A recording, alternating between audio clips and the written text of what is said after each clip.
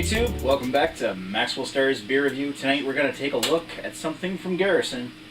Take a look at something that a friend of mine picked up directly from the brewery down there in Halifax, Nova Scotia.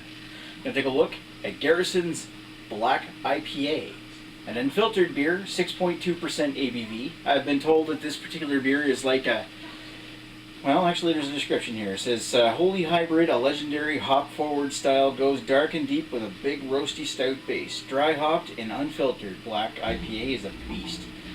Now, Black IPA, Heistel 90, a friend of mine who also guest stars on this channel from time to time, picked up a couple of these in Halifax, one of the last times he was down there.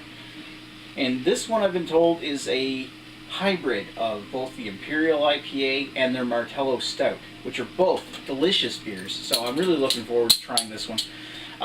As far as IBUs go, I've been told or read that this is somewhere like 40 or 50. So I'm not expecting a very incredibly hoppy beer. I mean, not hoppier than usual, obviously, but I'm looking forward to it because the last time I had a black IPA, and I've only ever had one, was the Otter Creek Alpine Black IPA, winter seasonal from Vermont. And it's a fairly new style that's popped up over the last couple of years. So my only experience with a black IPA so far has been really good. So I'm looking forward to trying this one. Now, I believe this one was available here last year, but I can't remember if that's what I was seeing or if I saw something else. Because the bottle is very similar to the Imperial IPA that they make. Anyway, let's give it a pour in my Pickeroons glass and see what she looks like. So appearances wise, it looks awful stout-like.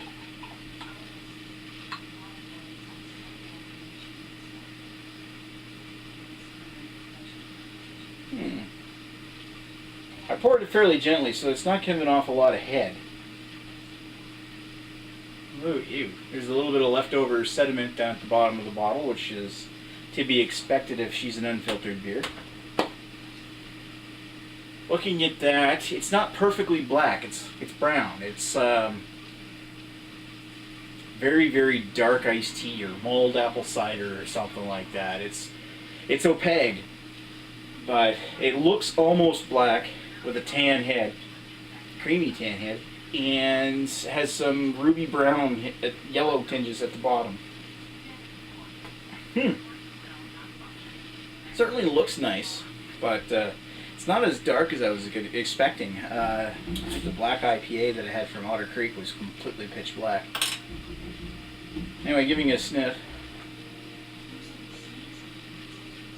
It's like flowers. It's like spring flowers. That smells good. I'm not getting a lot of roasty notes off of this thing. In fact, the only thing I'm really getting is the flower hops. But that smells good. I have to really put a hand over it to get enough smell off of this thing. Maybe a little bit of a chocolate note, but that might be just a hand soap or something. Yeah, what kind of hand soap are you using, Maxwell? Alright. Smells good. Let's get to the taste here. Whoa. Yeah, 40 or 50 IBUs sounds about right. As far as the hop taste goes, it's very piney. You get shocked with a bit of piney taste to it. But that piney note's got a lot of roasted chocolate notes to it. It's very dark,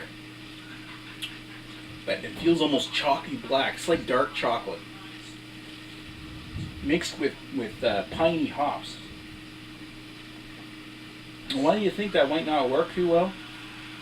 This actually comes off as being pretty good.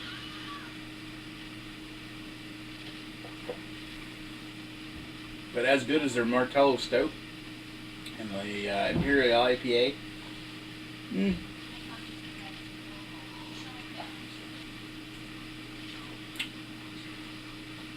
It's basically roasted coffee, roasted chocolate, dark chocolate, like bittersweet baker's chocolate, and a very strong piney hop note lingers throughout the back of the throat. Doesn't go away very fast. I'm still tasting it in the back.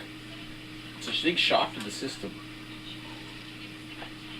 But it's not as bitter or as intense as their Imperial IPA, or even as bitter as like Propeller's IPA, if you've ever had a chance to have that.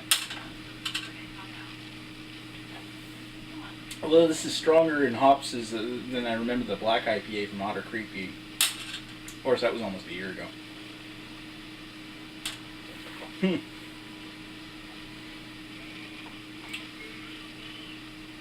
The finish is dry, and it's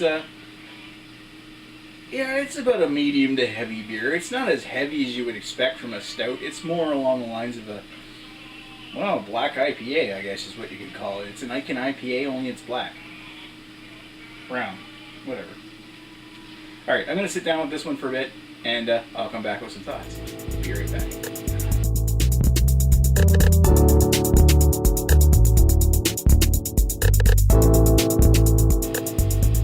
And we're back with Garrison's Black IPA. So, what did I think about this particular beer? It's not bad. It's got a lot of piney bitterness, floral bitterness, roasty bitterness, lots of hints of chocolate notes, but hardly any kind of sweetness to really balance everything out.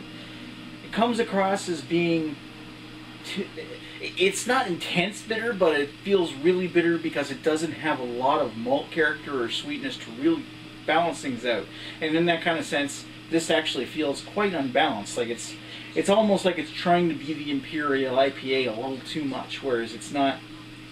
It doesn't have enough malt backbone to really balance out the hops that are in this thing, or the roasted bitterness quality as well. I mean, I would give this a slight recommendation. I could hardly give it anything for a bad mark, because it's still a very good beer, and I'm still very thankful for Heist Almighty for picking me one of these up from Halifax. But the issue that I got with this particular one is that it's not what I would consider a really great beer. As such, I'm going to give this a 3 out of 5. It's one of the lowest ratings I've ever given a Garrison product, especially when it considers when it's a combination of two of my favorite styles of beer, and that would be either like the porter or stout, like that kind of dark beer, or the IPA. I'm starting to really take a liking to IPAs. But it kind of tries to make a cross between the two styles without quite getting the balance right. And while I think that this has got promise, and I think like this particular recipe, this is only the second year they've made it. With some tweaking, maybe they could make it a better beer, but to be totally honest, it needs a little work. I mean, I'll have no issue finishing this glass, and I still give it more than a pass rating, but only barely. It's a 3 out of 5 to me. I like it, and good work, but try to add a little bit more caramel character or something to it, like you would expect from a regular IPA, instead of making it just a blend. I mean, even the Imperial IPA had more malt than this. Anyway, thanks for watching Maxwell Starr's Beer Reviews. Hope you enjoyed watching the episode, and check out this beer if you really want to, because it's still good, but not great. Anyway, thanks for watching. Talk to you later. Cheers.